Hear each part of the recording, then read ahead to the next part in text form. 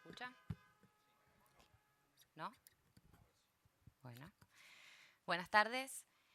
Como marco introductorio a este taller, tenemos este trabajo donde vemos que en los últimos 50 años estamos en un proceso de expansión de frontera agrícola e intensificación en el uso de la tierra. Sabemos que estamos llegando al límite en cuanto a la superficie disponible para la agricultura y que el crecimiento en producción va a estar dado principalmente por los incrementos en rendimiento y en el acortamiento de las brechas productivas. Si analizamos cuál es la situación en términos de balance de nutrientes, sabemos que la reposición de nutrientes que estamos teniendo es de solamente el 35%. Y eso nos da, por supuesto, un balance negativo en términos del aporte de nutrientes que estamos haciendo al sistema productivo. En términos de los cultivos que más han crecido en cuanto a la superficie, la soja es el cultivo que más incremento ha tenido y es el cultivo que mayor tasa de extracción de nutrientes tiene, tanto sea de macro como micronutrientes. Y en el caso del calcio, por ejemplo, vemos que la soja es un cultivo que extrae 8 veces más calcio respecto a las gramíneas. Esta situación, en cuanto a la intensificación de la producción, se refleja en estas situaciones que se están observando en cuanto a la disminución del contenido de materia orgánica en los suelos y también en el cambio en los valores de pH. ¿Sí? Como se puede observar, hay una situación de leve acidificación, ¿no? Disminuyendo las unidades de pH de los suelos. Ahora bien, ¿por qué nos interesa esto? Los coloides del suelo están íntimamente relacionados entre sí mediante agentes estabilizadores como pueden ser calcio, magnesio y partículas orgánicas. Y lo que nosotros nos interesa conocer es cómo está ese balance de cationes y cuál es la capacidad que tiene el suelo de entregar esos nutrientes. A través del análisis de suelo es que podemos justamente definir y determinar, bueno, cuál es la capacidad de entrega de nutrientes que tiene ese suelo. Ahora bien, además de la capacidad de entrega, esta figura es conocida por algunos de ustedes, donde vemos que la disponibilidad de nutrientes depende de pH y que en un rango entre 6,5 y 7 tenemos la mayor disponibilidad de todos los nutrientes en el suelo. En términos de la estructura, y volviendo un poco a la situación de calcio, es uno de los elementos más importantes en lo que es la estructura, por la formación de puentes entre las arcillas y la materia orgánica y el consecuente impacto en la estructura del suelo.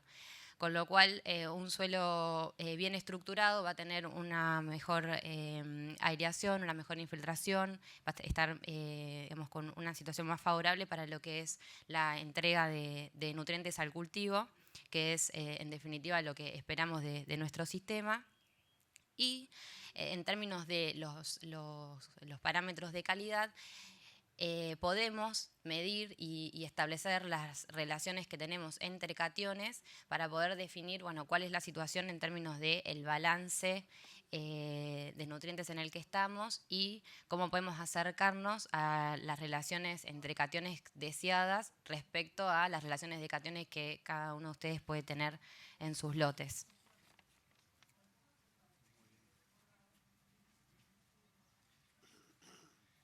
Buenas tardes. Primero, gracias, Yara, por invitarme a contar un poco una experiencia particular de la zona de sur de Entre Ríos y a ustedes por preocuparse en venir a interesarse algo de fertilidad. La experiencia nuestra surge en un campo, como les dije, en la zona de Gualeguay, donde tiene esa característica de suelo que figura ahí. Son suelos dentro de lo que es sur de Entre Ríos bastante productivos. Ahí les anoté un poco los rendimientos objetivos que nosotros tenemos en el presupuesto de la empresa. Y en búsqueda de esos rendimientos en realidad no son potenciales, sino logrables, muchos de ellos.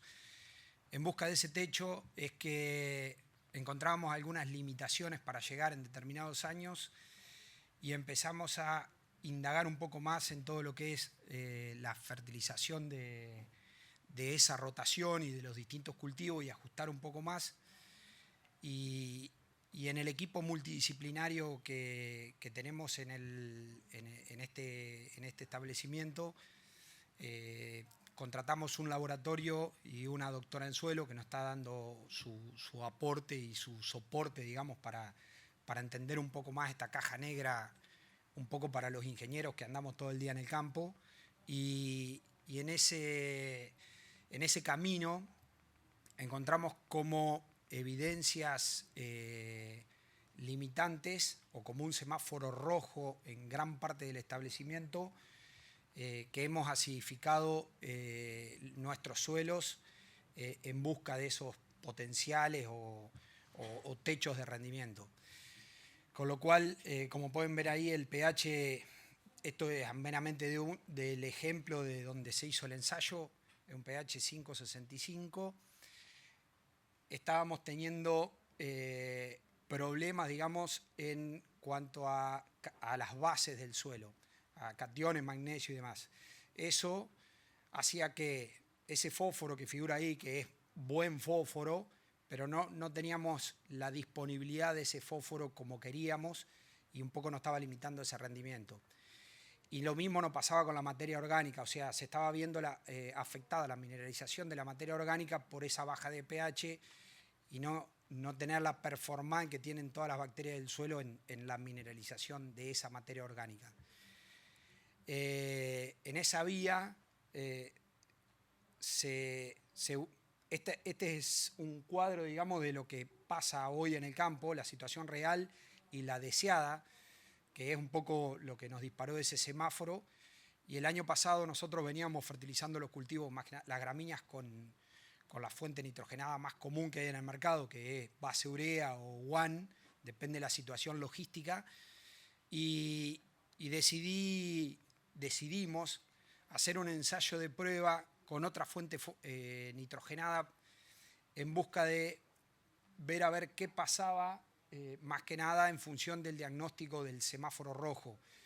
Entonces buscamos una fuente alternativa que no tenga una reacción ácida como tiene la urea, y eso fue nitrodoble en este caso, que al tener magnesio y calcio al menos nos iba a neutralizar o intentar no empeorar el tema del pH. Ese ensayo es un ensayo muy empírico, hecho a campo, con máquina boleadora. Simplemente hicimos unas repeticiones para que tenga alguna validez estadística. La diferencia de las dosis que usamos, tratamos de igualar la dosis urea, dado el balance que teníamos hecho. Obviamente no tiene la misma dosis porque es bastante difícil ajustar, como pueden saber ustedes, una máquina boleadora, ajustar bien precisa la dosis, más cuando los productos tienen diferente peso específico. Y en ese camino hicimos este ensayo y lo cosechamos con máquina. Era ensayo de 200 metros de largo, 75 metros cada franja de ancho. Y nos encontramos con este resultado que les muestro ahí, donde terminó dando mejor el nitrodoble que la urea. Y un poco era, bueno, expliquemos por qué. Una explicación que nos dio la doctora Barbero de Córdoba, del laboratorio Humo, era que primero usamos una fuente que no tenía reacción ácida y segundo, ese aporte de calcio y magnesio no iba a balancear mejor la nutrición del cultivo, y ese balance mejor podía estar aportando un mejor equilibrio de los diferentes nutrientes que nos hizo aumentar ese rendimiento. Bueno, el ensayo tiene un año, no tiene más que eso. La idea es seguir repitiéndolo y bueno, validándolo y viendo si podemos corregir el pH del campo, que nos daría, como ese gráfico inicial, una posibilidad de estar entre 6, 5 y 7 y tener más disponible en la solución del suelo la mayoría de los nutrientes. Por ahora, nada más. Julio, gracias.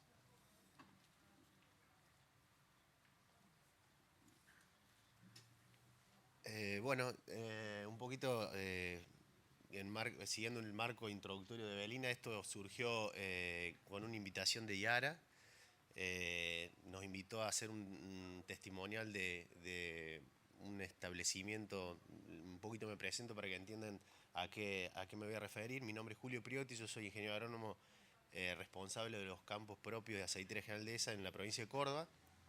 Y la idea un poco es contar un testimonio de un sistema muy intensivo de un establecimiento ubicado en Arroyo Cabral. Eso, para los que no conocen, acá hay algunos cordobeses, pero la mayoría no. Eso está a 20 kilómetros al sur de la localidad de Villa María.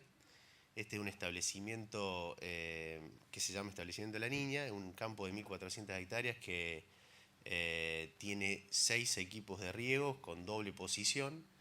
Y un poco lo que yo les vengo a contar es un ejemplo de intensificación productiva y tratando de buscar rendimientos potenciales. Este es un campo que tiene, como les contaba, 6 equipos de riego y más o menos el 67% de la superficie es regada. Ahora hemos incursionado en riego por goteo en ese establecimiento, en un área de ensecano, para tratar de buscar un poco lo que les contaba antes. Es un riego por goteo en cultivos extensivos. Hemos sembrado trigo y hemos sembrado maíz para aprovechar la fertilización por el riego por goteo. Un poco es un establecimiento donde tenemos una rotación a base de la mitad de gramíneas y la mitad de soja. Le pusimos a través del tiempo mucha inversión a seguir manteniendo esa rotación. A pesar de los problemas coyunturales que todos conocemos en los años anteriores, no hemos bajado nunca la rotación. Siempre el campo, la mitad de la superficie se mantiene con gramíneas, y la rotación la armamos para intensificar los equipos de riego. Es decir, en un círculo de riego tenemos trigo y en el otro posición tenemos un cultivo de primera, que puede ser maíz de primera o soja. Y donde va soja, donde va trigo, va soja en su cultivo posterior. Y el otro año se invierte la situación. No la tenemos tan fija esa rotación, porque hay veces que buscamos estrategias para aumentar cobertura en los suelos. Entonces a veces va trigo y maíz de segunda también. Un poco el primer cambio tecnológico importante que hicimos en ese establecimiento es cuando empezamos a usar siembras variables. Nosotros antiguamente usábamos una sembradora convencional, y cuando pasamos a hacer una siembra variable, obtuvimos que levantamos los pisos de rendimiento de las áreas en secano, porque antes nosotros sembramos y calculamos la densidad con los ambientes de mayor potencial, y entonces a veces castigábamos a las áreas en secano. Entonces ahora, con la posibilidad de tener las sembradoras con densidad variable,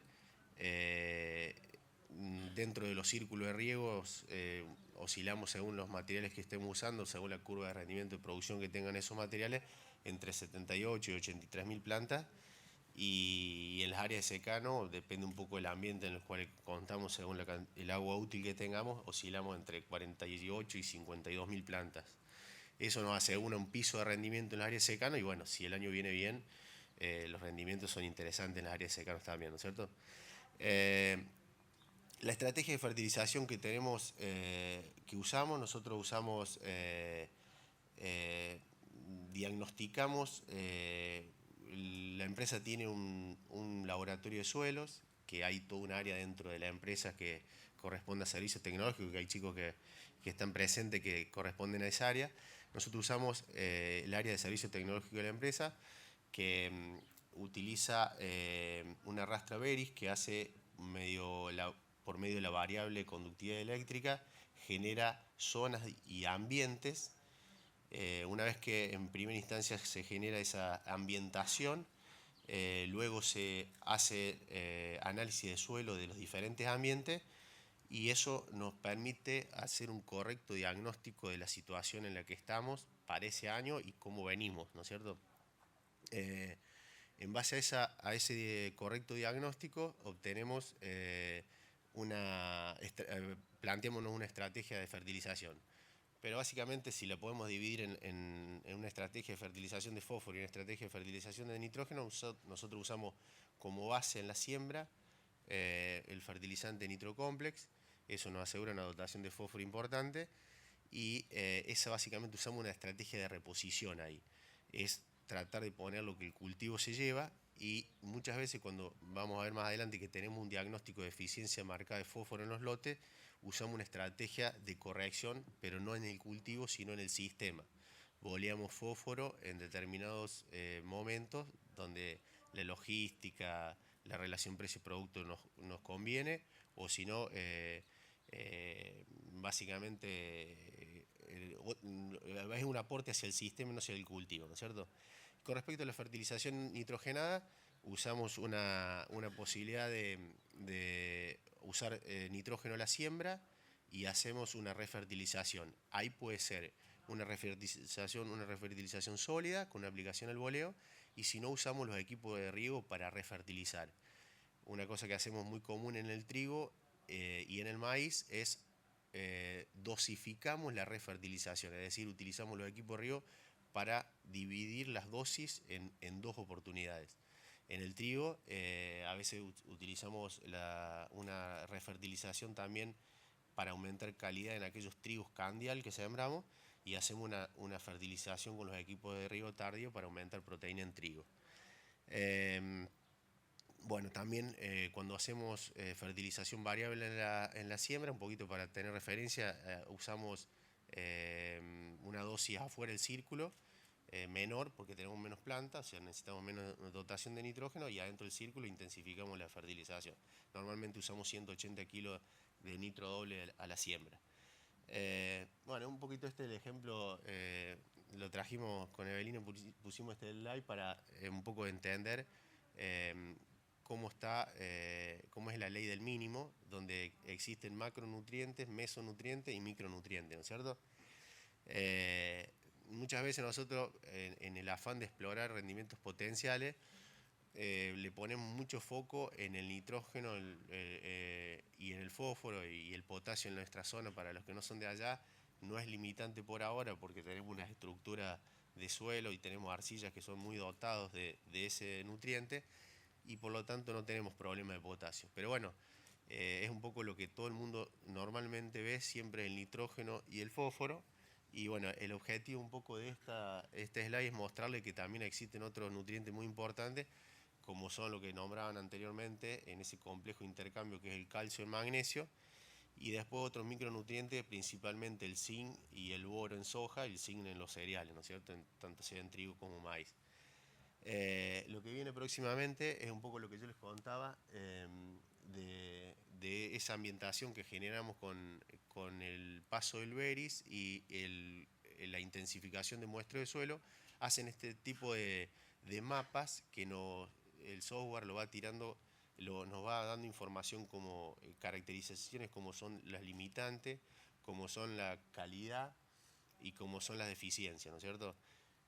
Si volvemos a las anteriores, vemos que desde el punto de vista de las limitantes, ustedes ven ahí en las áreas donde tenemos dentro de un círculo de riego, ven pequeños indicios de pH.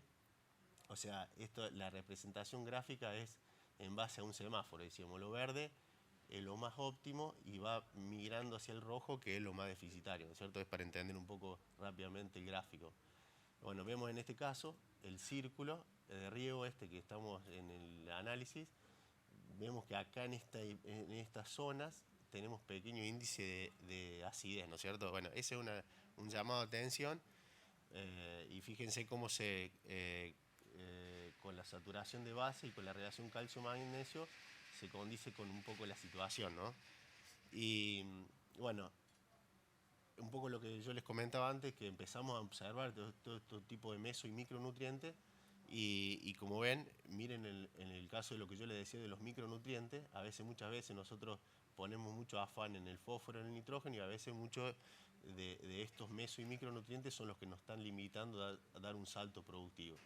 En este campo uno de los avances y de los saltos productivos que también tuvimos es empezar a observar esto. Porque en el campo, a veces en lotes, no en este caso, pero en lotes tenemos muy buena dotación de fósforo, pero no dan un salto productivo en los potenciales. Y bueno, empezamos a observar y encontrar muy buenas respuestas a la aplicación de zinc, en este caso. Como para traer a colación esto, este es un mapa donde nos muestra la concentración de zinc original, y este es un mapa después de varios años de situación agrícola o de producción agrícola a través del tiempo. Miren cómo fue bajando a nivel general la dotación de zinc. Y es por eso que nosotros empezamos a incursionar en la aplicación de zinc a la siembra y empezamos a hacer tratamiento de zinc en semilla, ¿no es cierto? Usamos un producto que tiene Yara que se llama Teprocin Zinc. Y bueno, este fue el primer año que hicimos un trabajo tratando la semilla a causa de ese diagnóstico que le contaba anteriormente. Fíjense lo revolucionario de la situación, porque si ustedes lo alcanzan a observar, no se los marqué con una línea para que ustedes lo puedan ver, pero hacia la derecha está toda la semilla tratada con zinc y hacia la izquierda la semilla no tratada con zinc. Esto era la misma sembradora, hicimos 10 tachos tratados, 10 tachos no tratados. Esto es más grande porque cuando la sembradora daba la vuelta, los 10 tachos sin tratar hacían 20 surcos. Así se repitió en todo el lote. Ese crecimiento radicular inicial que hace, que interfiere el zinc en esa promoción del crecimiento radicular, hace que se traduzca en una mayor área foliar inicial, y esa mayor área foliar inicial hace que el cultivo le saque altura al no tratado, y después fenológicamente terminan floreciendo en el mismo lugar, pero la tasa fotosintética no es la misma, ¿no es cierto? Este es un poco el detalle del amarillamiento internerval que se produce en las plantas con deficiencia de zinc. Y bueno, a partir de eso, como protocolo, nosotros empezamos a utilizar cuando en el diagnóstico del análisis de suelo nos da por abajo de una parte por millón de deficiencia en zinc, tratamos la semilla. Esto es a modo de ejemplo un poco cómo es el tratamiento de semilla, es algo muy convencional, nada sofisticado, con una máquina que en realidad en este campo es chico y por eso tenemos una maquinita chica. En algunos otros campos que tenemos un poco más de escala, un poco más grande la máquina, y tratamos todas las semillas. Este es un tratamiento muy común, se puede hacer varios días previo a la siembra sin ningún tipo de problema en la emergencia, no hay ningún problema, y este es el producto que utilizamos. A modo de conclusiones, bueno, un poco lo que venimos charlando entre los tres que tuvimos la oportunidad de exponer. Acá definitivamente hay que verlo todo como un sistema, el suelo integrarlo a la planta, y la importancia de los análisis de suelo yo creo que es la clave de todo, porque tenemos que saber de qué situación estamos iniciando, en qué situación inicial es la que tenemos. Por lo tanto, tener un muy buen diagnóstico de la situación hace que podamos tener la oportunidad de explorar los máximos rendimientos. Una vez que nosotros tenemos un muy buen diagnóstico, nosotros después, no solamente con la cantidad, sino muchas veces con la fuente que elegimos, podemos interferir en el sistema, ¿no es cierto? Un poco lo que decía Francisco recién, muchas veces nosotros a veces equivocamos cuando nosotros detectamos, diríamos que tenemos una deficiencia nitrogenada, muchas veces en suelos que tienen con un pH ácido o con un leve indicio ácido, y nosotros con una mala elección de la fuente estamos, diríamos, cometiendo a veces un error, porque nosotros lo que tenemos que tener muy en claro, el slide que pasó Evelina al principio, es el rango de pH que en los suelos los nutrientes están disponibles. Nosotros tenemos que verlo a todo como un sistema para tratar que la química y la biología funcionen para que todos los nutrientes estén disponibles. Solamente eso. Gracias.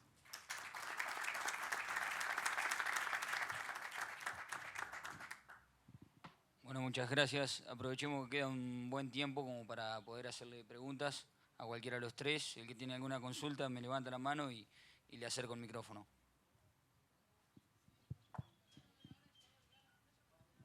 ¿El costo de los fertilizantes foliares es muy distinto a los fertilizantes tradicionales?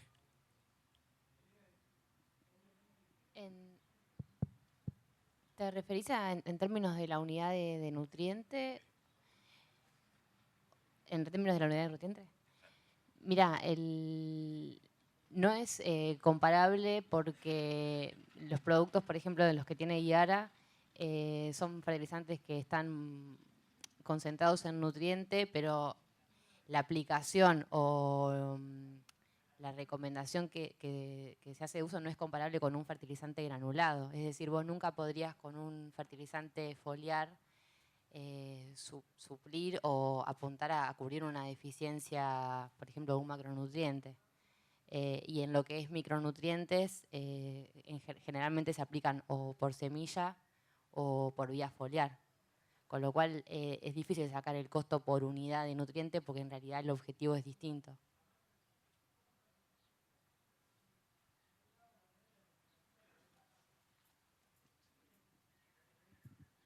¿Qué tal? Yo quería preguntar a la gente de Gualeguay, cuando ahí presentaron el ensayo que pusieron 180 y pico kilos de urea, perdóname, versus el nitro-doble, que no me acuerdo qué... 174 más o menos. Sí, y ¿por qué esos dos valores? Porque el speech de Yara es que vos con nitro-doble tenés que equiparar dosis tal cual, no de fuente de N, dosis tal cual. Intentamos tener la dosis tal cual igual. Lo que pasa es que la fertilizadora no era una de cinta, era una máquina que cae por gravedad, una boleadora convencional, y regular una máquina exacta de esa es bastante complejo. Por eso tengo esa diferencia de kilos entre urea y nitrodoble. Sí, para aclarar un poco la pregunta, en cuanto a la recomendación comercial de la aplicación de nitrodoble, es como decía Francisco, en general la recomendación es aplicar los mismos kilos de la dosis comercial que vos, por ejemplo, estás utilizando actualmente en urea, y eso básicamente se explica por una cuestión de eficiencia de uso de los nutrientes y del nitrógeno, y eso está basado en la composición química que tiene el nitrodoble, que es 50% en forma de nitrato y 50% en forma de amonio. Así que esa es la causa por la cual la recomendación de Yara es aplicar los mismos kilos de producto. Está bien, bueno. Y si me permiten otra más para el muchacho de AGD, que mencionaste que estaba usando con Nitrocomplex para cubrir lo que se llevaba al cultivo. Sí, o sea, parcialmente sí. Parcialmente, por sí. eso. No, con no te da, sino... No, definitivamente no. O sea, lo que usamos una dosis de reposición es cuando nosotros diagnosticamos una deficiencia importante en el invierno, tratamos de bolear para llevar, imagínate, a 15 partes por millón. Nosotros estamos en suelo donde, un poco ayer yo lo hablaba con él, es, entre comillas, relativamente fácil reponer el fósforo porque no tenemos retención por parte del suelo. Estamos hablando de suelos franco-arenosos y en algunas zonas arenoso-franco, ¿no es cierto? Entonces vos rápidamente vos podés, entre comillas, corregir alguna deficiencia de fósforo. Es costoso, ¿no es cierto? Pero se puede corregir. Gracias.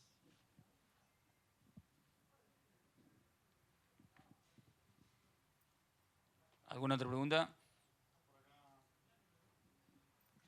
Para alfalfa, ¿qué fertilizante recomiendan para fósforo, calcio, azufre?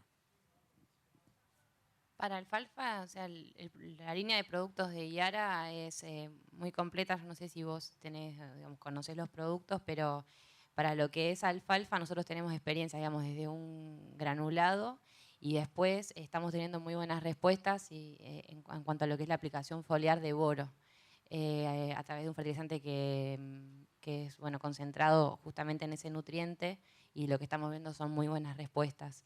Pero un poco dependería de conocer mejor tu manejo como para ver cuál sería el producto de Yara que recomendaríamos. Si te parece, después del taller podemos quedarnos hablando un poco mejor para entender el sistema. Pero sí tenemos productos para alfalfa.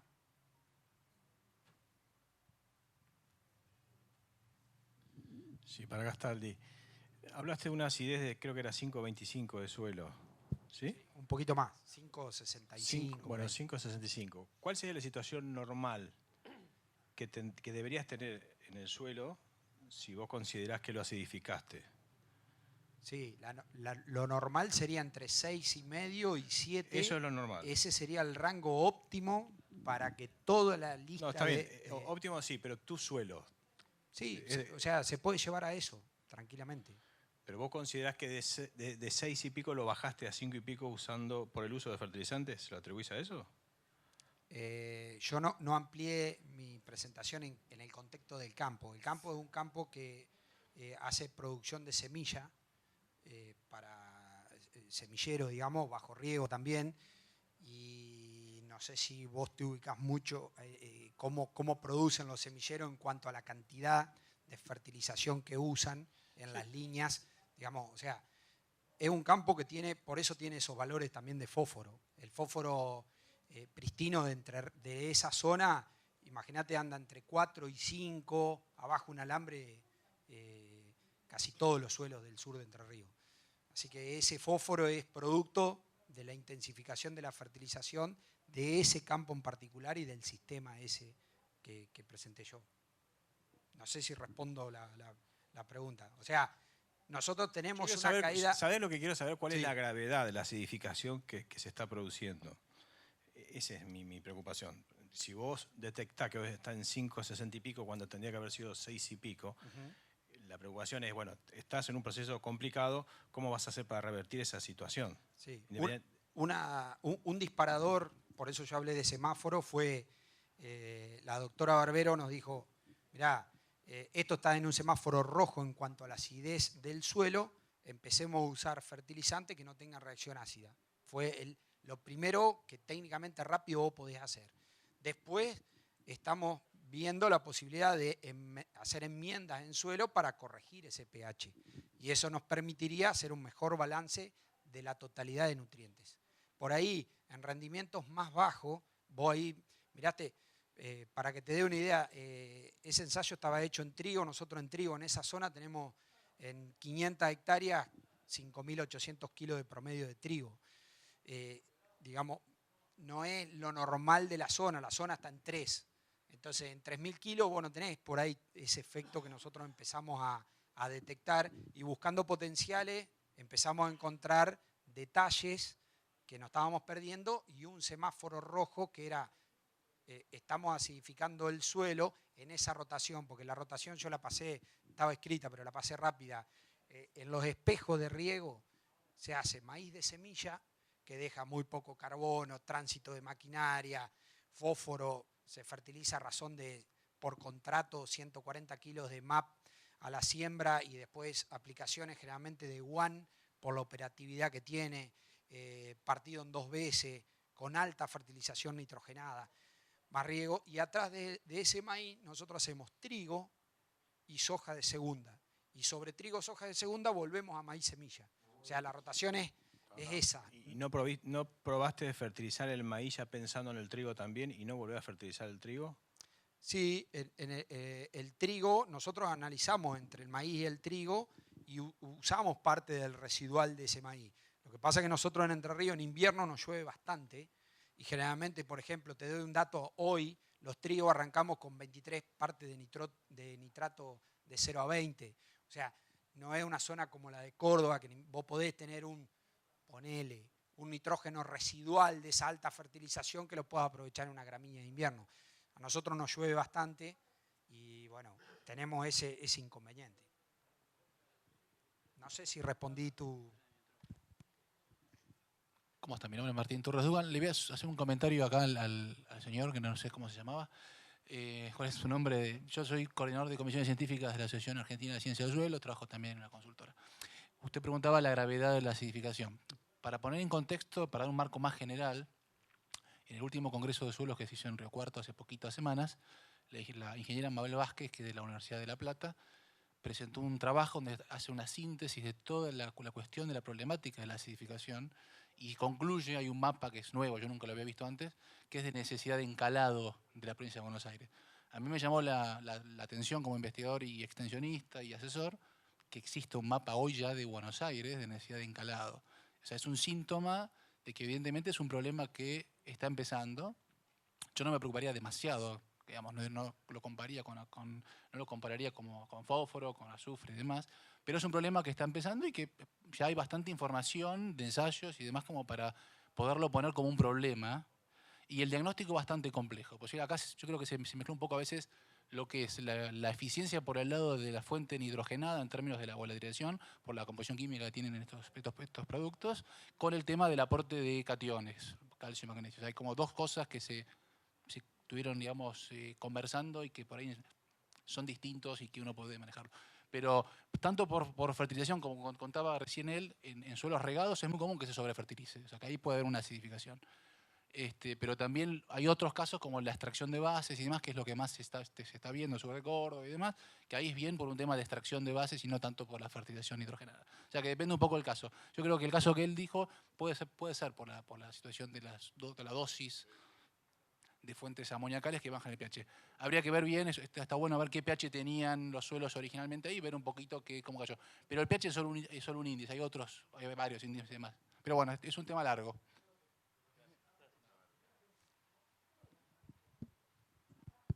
Bueno, queda tiempo si quieren para una preguntita más cortita.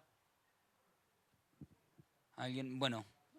No, sí, un poco siguiendo en línea con lo que vos estás comentando, en eso nosotros desde IARA, el objetivo de este taller, y les agradecemos a todos por estar presentes, era un poco disparar este tema.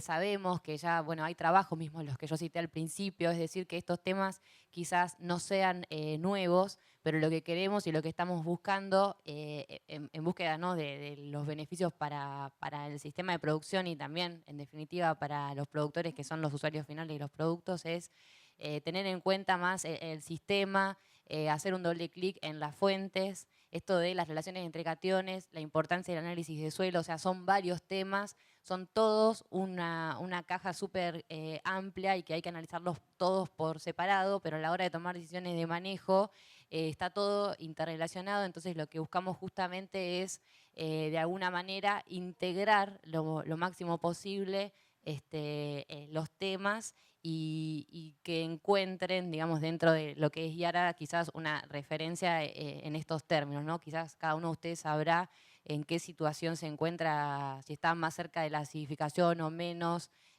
cuánto ha mirado un análisis de bases, cuánto ha calculado una relación entre cationes. Entonces, el objetivo de este taller era esto y estamos totalmente de acuerdo en que son temas amplios, complejos todos y difíciles de integrar en términos de una herramienta de manejo como es la fertilización. Así que les agradecemos a todos por el tiempo, a Ignacio, yo personalmente a Francisco y a Julio, ¿no? Digamos, en mi nombre y en nombre de todos mis compañeros. Y por supuesto que si tienen alguna duda, los esperamos en el stand como para seguir charlando un poco más estos temas. Y si hoy no es el caso, estamos en contacto para que nos contacten por otras vías y seguir hablando de esto. Así que muchas gracias.